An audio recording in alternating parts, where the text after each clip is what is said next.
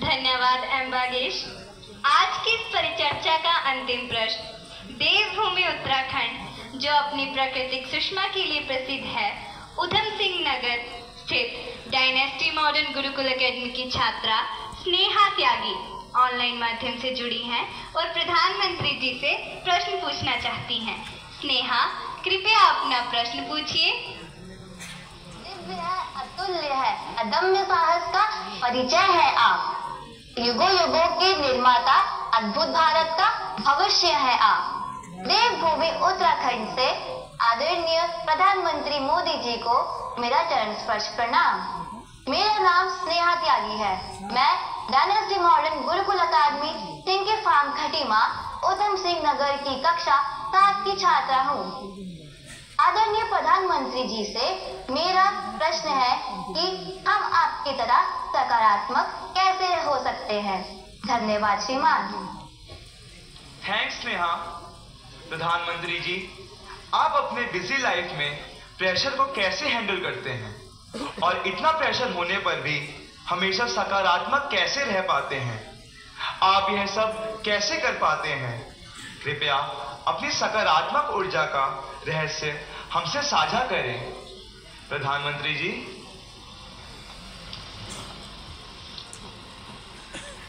इसके कई जवाब हो सकते हैं। एक तो मुझे अच्छा लगा कि आपको पता है कि प्रधानमंत्री को कितना प्रेशर झेलना पड़ता है।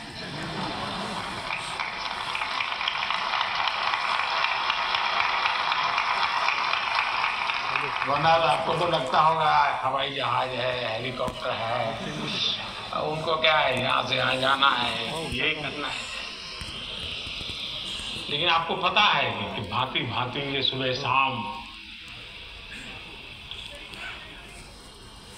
दरअसल हरेक के जीवन में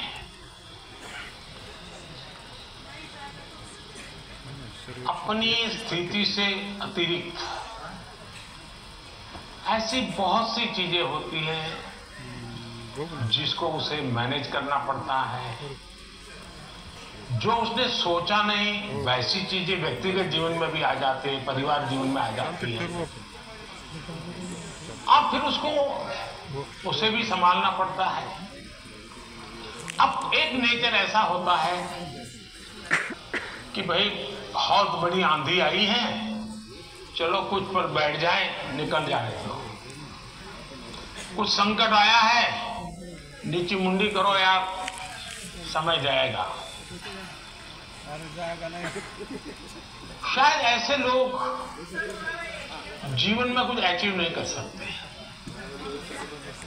मेरी प्रकृति है और जो मुझे काफी उपकारक लगी है, मैं हर चुनौती को चुनौती देता हूं।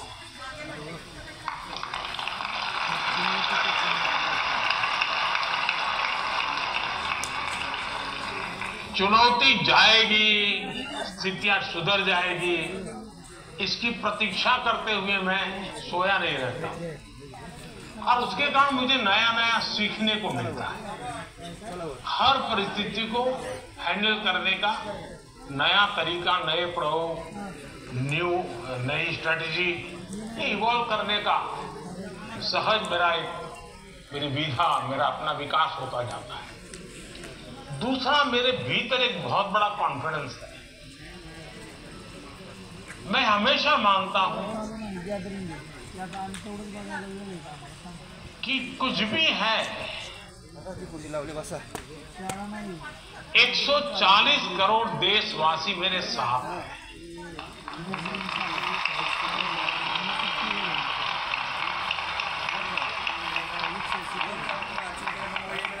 अगर 100 मिलियन चुनौतियां हैं तो बिलियंस ऑफ बिलियन समाधान भी है। मुझे कभी नहीं लगता है कि मैं अकेला हूं। मुझे कभी नहीं लगता है कि मुझे करना है। मुझे हमेशा पता होता है मेरा देश सामर्थ्यवान है, मेरे देश के लोग सामर्थ्यवान है, मेरे देश के लोगों का मस्तिष्क सामर्थ्यवान है। हम हर चुनौती को पार कर जाएंगे। ये मूलभूत मेरे भीतर मेरा सोचने का पिंड है, और इसके कारण मुझे कभी नहीं लगता यार मुझ पर आया क्या करूंगा। मुझे लगता है नहीं 140 करोड़ लोग हैं, संभल जाएंगे, ठीक है, आगे मुझे रहना पड़ेगा, और गलत हुआ तो गाली मुझे खानी पड़ेगी। लेकिन मेरे देश का सामर्थ्य है, और इसलिए मैं अपनी शक्ति देश के सामर्थ्य को बढ़ाने में लगा रहा हूं। और जितना ज्यादा मैं मेरे देशवासियों का सामर्थ्य बढ़ाता जाऊंगा, चुनौतियों को चुनौती देने की ताकत हमारी और बढ़ती जाएगी।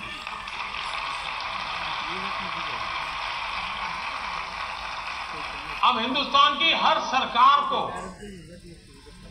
गरीबी के संकट से जूझना पड़ा है। हमारे देश में संकट है ही है, लेकिन मैं डर करके बैठ नहीं गया। मैंने उसका रास्ता खोजा, और मैंने कहा, सोचा कि सरकार होती कौन है जो गरीबी हटाएगी। गरीबी तो तब हटेगी जब मेरा हर गरीब तय करेगा कि अब मुझे गरीबी को परास्त करना है। अब वो सपने ही देखेगा तो होगा कि नहीं होगा।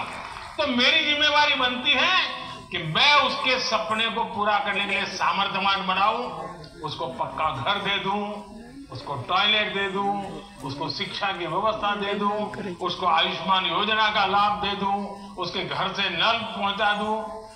अगर मैं एक चीजों से जो उसको रोजमर्रा की जिंदगी से उसको जूझना पड़ता है, अगर मैं उससे उसको मुक्ति दिला देता हूं, उसको एम्पावर करता जाता हूं, तो वो भी मानेगा अब गरीबी गई, अब मैं इसको मारूंगा। और आप देखिए, इस मेरे 10 साल के कार्यकाल में देश में 25 करोड़ लोग गरीबी से बाहर आए हैं। अब यही चीज और लोग भी जो जैसे बिताया, मैं भी बिता देता।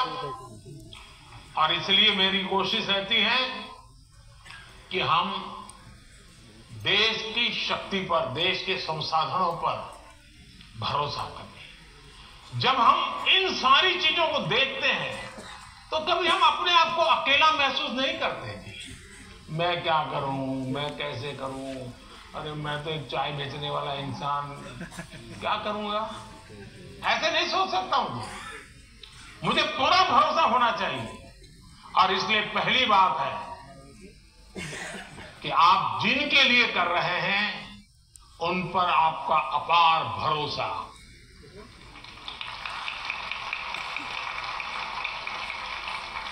दूसरा, आपके पास निरक्षीर का विवेक चाहिए। कौन सा सही है, कौन सा गलत है, कौन सा आज जरूरी है, कौन सा अभी नहीं, बाद में देखेंगे।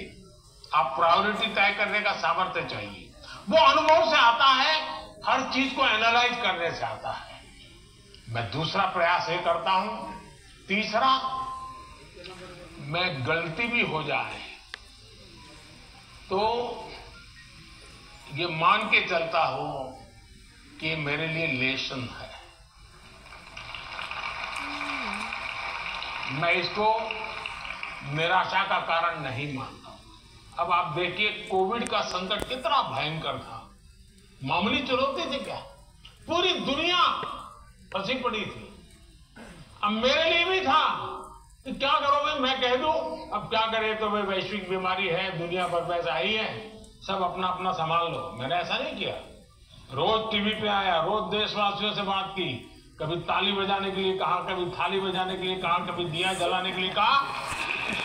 वो एक कोरोना को खत्म नहीं करता है, लेकिन वो एक कोरोना के खिलाफ लड़ाई लड़ने की एक सामूहिक शक्ति को जन्म देता है। सामूहिक शक्ति को उभारना। अब देखिए, पहले भी खेल के मैदान में हमारे लोग जाते थे, कभी कोई जीत के आता था, कोई जीत के नहीं आता था। जाने वाले को पूछता नहीं था, आने वाले को पूछता नहीं था। मैंने कहा भले 3 मेडल के जीतते आएंगे लेकिन मैं उसके ढोल पीटूंगा। तो धीरे धीरे करके 107 मेडल लेने का सामर्थ्य उन्हीं बच्चों में से निकला। सामर्थ्य तो था, सही दिशा, सही रणनीति, सही नेतृत्व का परिणाम लाता है। जिसके पास सामर्थ्य है उसका सही उपयोग करना चाहिए।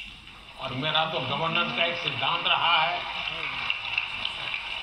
कि अच्छी सरकार चलाने के लिए, इन समस्याओं के समाधान के लिए भी आपको नीचे से ऊपर की तरफ सही जानकारी आनी चाहिए, परफेक्ट इंफॉर्मेशन आनी चाहिए। आप ऊपर से नीचे की तरफ परफेक्ट गाइडेंस जाना चाहिए। अगर ये 2 वे चैनल परफेक्ट रही, उसका कम्युनिकेशन, उसकी व्यवस्थाएं, उसके प्रोटोकॉल उसको ठीक से किया तो आप चीजों को संभाल सकते हैं। कोरोना एक बहुत बड़ा उदाहरण है और इसलिए मैं मानता हूं कि हम निराश होने का कोई कारण ही नहीं होता है जीवन में। और अगर एक बार मन में तय कर लिया कि निराश होना ही नहीं है तो फिर सिवाय पॉजिटिविटी कुछ आता ही नहीं है। और मेरे यहां निराशा के सारे दरवाजे बंद है, कोई कोना भी, एक छोटी खिड़की भी मैंने खुली नहीं रखी है कि निराशा वहां से घुस जाए। और मैं, आपने कभी देखा होगा, मैं रोता बैठता नहीं हूं जी, पता नहीं क्या होगा, वो हमारे साथ आएगा कि नहीं आएगा, वो हमसे भिड़ जाएगा कि, अरे होता रहता है जी, हम किस चीज के लिए हैं। और इसलिए मैं मानता हूं कि जीवन में आत्मविश्वास से भरे हुए और अपने लक्ष्य के विषय में। और दूसरी बात है, जब कोई निजी स्वार्थ नहीं होता है, खुद के लिए कुछ करना तय होता है, तो निर्णयों में कभी भी दुविधा पैदा नहीं होती है। और वो एक बहुत बड़ी अमानत मेरे पास है। मेरा क्या, मुझे क्या, इससे मेरा कोई लेना देना नहीं। सिर्फ और सिर्फ देश के लिए करना और आपके लिए करना, ताकि आपके माता पिता को जिन मुसीबतों से गुजरना पड़ा, मैं नहीं चाहता हूं कि उन मुसीबतों से आपको गुजरना पड़े।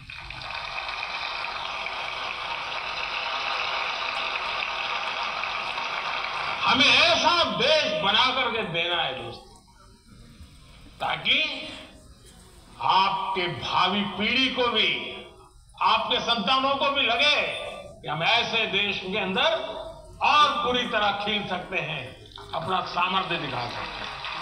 और ये हमारा सामूहिक संकल्प होना चाहिए,